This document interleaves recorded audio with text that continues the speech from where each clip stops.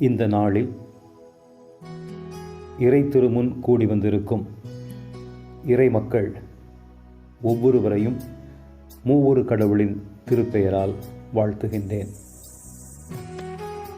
திருமறையின் திருமொழிகளை எண்ணி பார்க்கும் இந்நேரம் நம்மை மீண்டும் கடவுளுக்கு ஒப்படைக்கும் காலமாய் அமைந்திட ஆண்டவர் நமக்கு அருள் புரிவாராக. இந்த நாளில் நாம் பார்க்க இருக்கின்ற திருமறை பகுதி திருத்தூதர் பணிகள், அப்போஸ்தலர் நடபடிகள் 2ஆம் பிரிவு 1 முதல் 13 திருமொழிகள். திருச்சபை நாட்காட்டியிலே பெந்தெகொஸ்தே நாளின் போது நாம் எண்ணி பார்க்கின்ற திருமறை பகுதிதான் இது. எத்தனை முறை எண்ணி பார்த்தாலும் தொடர்ந்து இந்த திருமறை பகுதி நம்மோடு பேசுகின்ற திருமறை பகுதியாக, இறை செய்தியை மீண்டும் மீண்டும் நமக்கு நினைப்பூட்டுகின்ற திருமறை பகுதியாக இருக்க காணலாம். ஆண்டவர் இயேசு கிறிஸ்து தூய ஆவியார் பற்றி முன்மொழிந்த அந்த செய்தி நிறைவேறுகிறதை இந்த பகுதி எடுத்து காட்டுகின்றது. தூய யோவான் நற்செய்தி 14ஆம் பிரிவு 15 முதல் 17 திருமொழிகள். நான் உங்களை திக்கற்றவர்களாக விடமாட்டேன் என்று சொல்லுகின்ற அந்த மாபெரும் செய்தியை இங்கே நிறைவுபடுத்துகின்ற செய்தியை பதிவாக இது அமைந்திருக்கின்றது. இது திருச்சபையின் பிறந்த நாளை பதிவு செய்கின்ற பகுதி. அஞ்சி நடுங்கிய ஆண்டவரின் அடியவர், எதிர்காலம் அற்றுப்போயிற்று, இருண்டு விட்டது என்று எண்ணுகின்ற ஆண்டவரின் அடியவர். ஆண்டவர் ஒரு பேரியக்கத்தை நிறுவினாரே, நான் கடவுளின் ஆற்றலால் தீய வல்லமைகளை ஓட்டுகிறதினால் இறை ஆளுகை உங்களிடத்தில் வந்துவிட்டது என்று சொல்லி அந்த பேரியக்கத்தை தொடங்கி வைத்தாரே. இப்போது எதிர்பாராத ஒரு முடிவு அவருக்கு வந்துவிட்டதே, என்ன செய்வது என்று கலங்கி கூடி வந்திருந்த ஒரு சூழலில் ஆண்டவர் இயேசு முன்மொழிந்த அந்த இறை திருமொழி, இறை உறுதிமொழி இங்கே நிறைவாகின்றது. இந்த நாளின் நிகழ்ச்சியில் என்னென்ன நிகழ்ந்திருக்கின்றன என்று பார்த்தால், ஒருமைப்பாடு நிகழ்ந்திருக்கின்றது. திருச்சபையின் மிகப்பெரிய தேவை ஒருமைப்பாடு. நாங்கள் கடவுளுக்கு ஒப்பாவோம் என்று எண்ணி இருமாந்திருந்த மாந்தர் ஒருவர் பேசுவதை மற்றொருவர் பேச முடியாதவாறு, விளங்கிக் கொள்ள முடியாதவாறு பிரிக்க பெற்றனர் என்பது பாபேல் கோபுரத்து நிகழ்ச்சி. இங்கோ ஆண்டவர் எழுப்புகின்ற இறை ஆளுகையை கட்டி எழுப்புவதற்கு ஒருவர் பேசுவது மற்றவருக்கு புரிந்து கொள்ள வேண்டும். மற்றவர்கள் எல்லோரும் இணைந்து மொழித்தடையின்றி அந்த இறை ஆளுகையை கட்டி எழுப்பும் பணியில் ஒற்றுமையோடு செயல்பட வேண்டும் என்பதை குறித்து இந்த பகுதி மிக தெளிவாக எடுத்துரைக்கின்றது. எனவே எல்லாரும் கூடி வந்திருக்கும் பொழுது ஒரு செய்தி, இறை செய்தி, மொழி வேறுபாடு இன்றி யாவரும் அறிந்து கொள்ளக்கூடிய ஒரு மிகப்பெரிய நிகழ்ச்சியாக இந்த தூய ஆவியார் அருளப்பெற்ற நிகழ்ச்சி நமக்கு முன்னே நிற்கின்றது. எனவே இந்த பகுதி சொல்லுகின்ற ஒரு செய்தி, திருச்சபைக்குள் இருக்க வேண்டிய, திருச்சபை என்கின்ற பேர் இயக்கத்துக்குள் இருக்க வேண்டிய ஒருமைப்பாடு. ஒருமைப்பாட்டை வழங்குகின்றவர் தூய ஆவியார். அந்த தூய ஆவியார் நம்மை ஒருமைப்பாட்டுக்குள் நடத்தி மூவொரு கடவுளின் பேராற்றலினை கொண்டு இந்த உலகத்தில் சமத்துவம், உடன்பிறப்பாண்மை,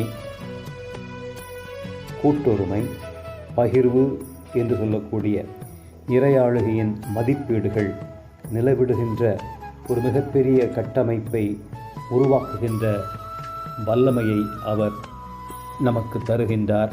அதை முன்னெடுத்துச் செல்வதற்குரிய மனமாற்றத்தை தொடர்ந்து அவர் நமக்கு வழங்குகின்றார். இந்த பகுதி உணர்த்துகின்ற மற்றொரு செயல்பாடு, கடவுளின் வல்லமை அஞ்சி நடுங்கிக் கொண்டிருந்த மக்களுக்கு வழங்க பெற்றதினாலே ஆண்டவர் அவர்களோடு இருக்கின்றார் என்கின்ற ஒரு மிகப்பெரிய உண்மையை அது உணர்த்தியது. ஒருமைப்பாடு ஆண்டவர் தூய் ஆவியார் நமக்கு தருகின்ற மிகப்பெரிய செயல்பாடு. அதே நேரத்தில் மானுட ஆற்றலினால் அல்ல, இறை வல்லமையினால், இறை ஆற்றலினால் நாம் ஒருமித்து செல்ல முடியும் என்று சொல்லுகின்ற மற்றொரு செய்தியும் இங்கே உறுதிப்படுத்தப்பெறுகின்றது. எனவே என்னால் அல்லாமல் உங்களால் ஒன்றும் செய்திட இயலாது என்று சொல்லுகின்ற அந்த இறை திருமொழி இந்த பகுதியிலே திருச்சபை என்கின்ற பேரியக்கம் இறையாளுகையை கட்டியெழுப்புகின்ற பணியில் ஈடுபடுகின்ற பொழுது ஒற்றுமையை, ஒருமைப்பாட்டை தருகின்ற தூய் ஆவியார் வழியாக இறை வல்லமையாகிய செயல்திறனை நமக்கு தந்து கொண்டிருக்கின்றது என்கின்ற செய்தியும் இங்கே உறுதிப்படுத்தப்பெறுகின்றது. ஆண்டவர் அஞ்சி நடுங்கிக் கொண்டிருந்தவர்களிடையிலே வந்து அவர்களுக்கு வல்லமை வழங்கி அவர்களோடு தாம் இருப்பதை அன்றைய உலகத்தின் மக்கள் அறிந்து கொள்வதற்கு ஒரு மிக பெரும் சான்றாக இந்த நிகழ்ச்சியை அங்கே நிகழ்த்துகின்றார்.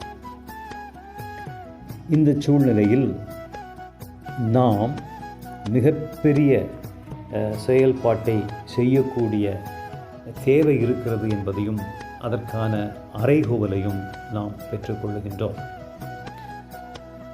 யோவான் நற்செய்தி 14:15 முதல் 17 வரையிலும் அடங்கிய பகுதியிலே முன்னரே சொல்லியது போல தூய் ஆவியார் அருளப் பெறுதல் குறித்த இயேசு கிறிஸ்துவின் உறுதிமொழி சொல்ல பெற்றிருக்கின்றது. அந்த உறுதிமொழியின் அடிப்படையில் நடந்த நிகழ்ச்சியில் திருச்சபை ஊன்ற கட்டப்பெற்று ஆண்டவரின் திருவுளத்தை நிறைவேற்றுவதே, இறை ஆளுகையை இந்த உலகத்தில் உருப்படுத்துவதே, நிலைப்படுத்துவதே திருச்சபையின் நோக்கு என்பதை மீண்டும் நாம் இந்த நாளில் நினைப்பூட்டிக் கொள்கின்றோம். அவரவர் பல்வேறு நிலைகளில் பிரிந்து கிடந்து, பல்வேறு நிலைகளில் தங்களுடைய விருப்பம் நிறைவேற வேண்டும் என்ற எண்ணத்தில் ஓடி திரிந்து இறைப்பழிப்புக்கு தங்களுடைய செயல்பாடுகளை, தங்கள் சொற்களை உள்ளாக்குகிற சூழலிலிருந்து விடுபடுவதற்கு இப்பகுதி நம்மை அழைக்கின்றது. குறிப்பாக பெருந்தொற்றினி காலத்தில் திருச்சபை வழிபாட்டு இடங்கள் மூடப்பெற்றிருக்கும் இச்சூழலில் தூய ஆவியார் நமக்கு உணர்த்துகின்ற மிகப்பெரிய உண்மை என்னவென்றால், எங்கிருந்தாலும் ஒருமைப்பாடு வேண்டும். ஆண்டவர் உயிர் பெற்றெழுந்த நாளிலே ஒன்றாக கூடி வந்து தொழுகின்ற சூழலில் நாம் கட்சி மனப்பான்மை உடையோராய், ஒற்றுமை அற்றோராய் இருந்த ஒரு காலம் உண்டு.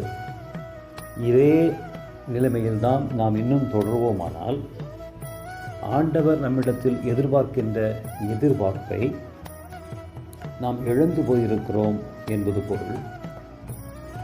மற்றொன்று, என் எண்ணங்கள் நிறைவேற வேண்டும் என்ற மனப்பாங்கோடு நாம் செயல்படுவோமானால் அங்கே இறை வல்லமைக்கு நாம் இடமளிக்கவில்லை என்பது பொருளாகிவிடும்.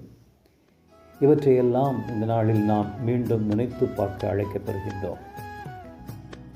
அல்லல் மிகுந்து பேரிடர்கள் சூழ்ந்து உலகமே அஞ்சி கொண்டிருக்கும் இச்சூழலில் இறை ஆளுகைக்கு சான்றாக திகழ்வதற்கென்று அழைக்கப்பெற்றிருக்கின்ற பேர் இயக்கமாகிய திருச்சபை தம் அழைப்பை இக்காலங்களில் இன்னும் கூடுதலாக எண்ணி பார்த்து கொள்ள அழைக்கப்பெறுகின்றது. அப்படி எண்ணி பார்த்து மனம் வருந்தி மனம் திருந்தி ஆண்டவருக்குள் தங்களை இன்னும் உறுதிப்படுத்தி கொண்டு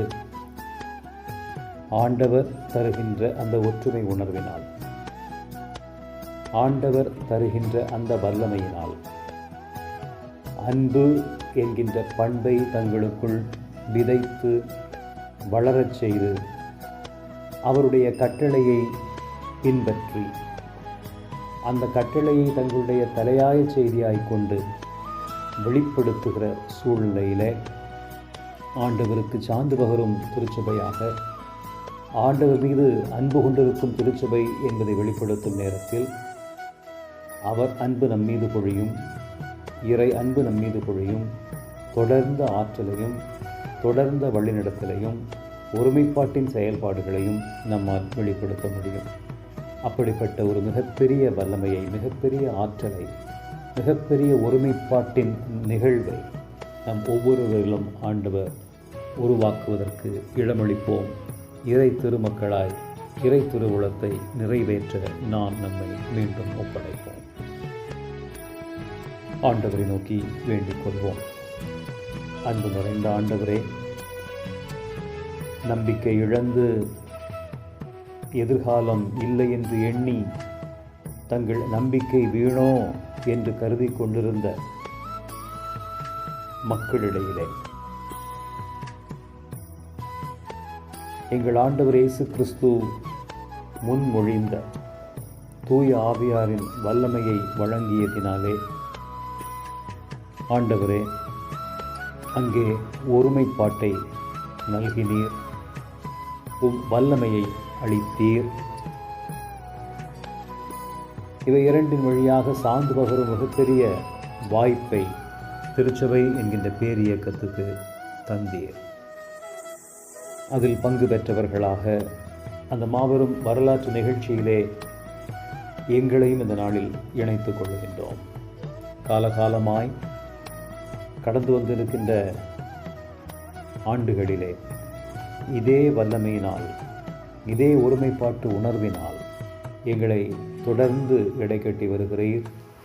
நாங்கள் மறுத்து நிற்கும் பொழுது எங்களுக்கு மீண்டும் மீண்டும் இப்பேருண்மைகளை நினைவுபடுத்துகின்றீர். அன்பு நிறைந்த ஆண்டவரே, உலகமே இக்காலத்தில் இக்கட்டில் அகப்பட்டு திணறிக் கொண்டிருக்கும் போது இறை மக்களாகிய நாங்கள் ஒருமைப்பாட்டு உணர்வோடு ஆண்டவர் வழங்குகின்ற வல்லமையை தொடர்ந்து பிடித்து கொண்டவர்களாய் உலகத்தில் அமைதி, நேர்மை, அன்பு, நம்பிக்கை யாவும் இன்னும் ஏற்பட நல்லெதிர்பார்ப்போடு செயல்படுவதற்குரிய மனமாற்றத்தை எங்களுக்கு தொடர்ந்து தர வேண்டும் என்னும் இடத்தில் மன்றாடுகின்றோம். அன்பு நிறைந்த ஆண்டவருடைய பேரர்களின் கீழாக எங்கள் ஒவ்வொருவரையும் ஒப்புக் கொடுக்கிறோம். எங்களுக்குள் ஆண்டவரே அன்பை விதைத்திடும், வளரச் செய்யும்.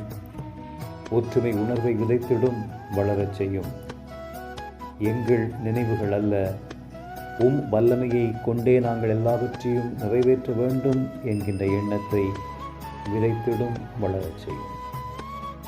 எங்கள் வாழ்க்கையில், எங்களுடைய திருச்சபையின் வாழ்க்கையில் நீர் நிறைவேற்றுகின்ற செயல்பாடுகளினால் திருப்பெயர் ஒன்று மட்டுமே என்று உயர்த்தப்படுவதாம். நன்மைகளை ஆண்டவர் இயேசு கிறிஸ்துவின் வழியே தாழ்மையோடு வேண்டிக் கொள்கின்றோம் எங்கள் ஆண்டவரே. ஆமென்.